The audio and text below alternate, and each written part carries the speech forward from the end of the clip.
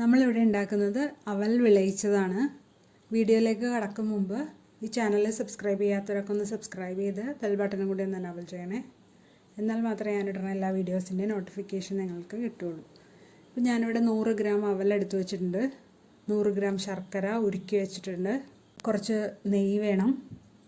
2 table spoon പൊട്ടുകടല, 1 table spoon എള്ള്, 3 ഏലക്ക പൊടിച്ചു വെച്ചിട്ടുണ്ട്. ഇത്രയാണ് എടുത്തേക്കണത്.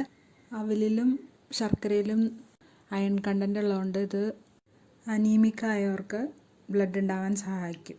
ഇനി ഒരു ഉരുളി അടപ്പത്തേക്ക് വെച്ചിട്ട് 1 ടേബിൾ സ്പൂൺ നെയ്യ് ഒഴിച്ചു കൊടുക്കുകയാണ്.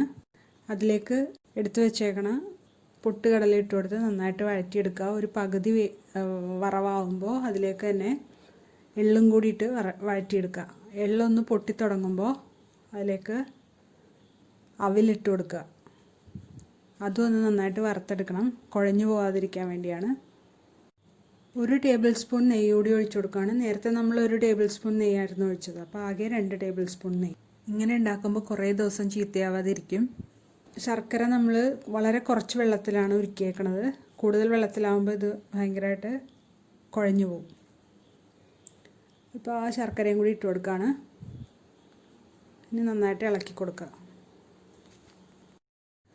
ശർക്കരയും അവലും കൂടി നന്നായിട്ട് മിക്സ് ആവണം. അതുവരെ നമുക്കിങ്ങനെ ഇളക്കി കൊടുത്തുകൊണ്ടിരിക്കാം. ഇപ്പോൾ അത് കളറൊക്കെ മാറി വന്നിട്ടുണ്ട്.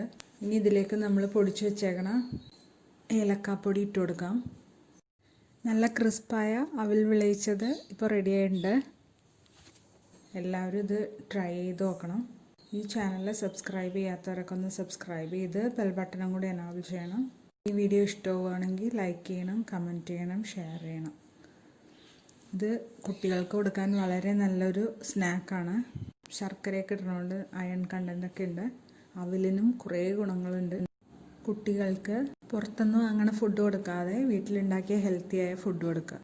Thanks for watching.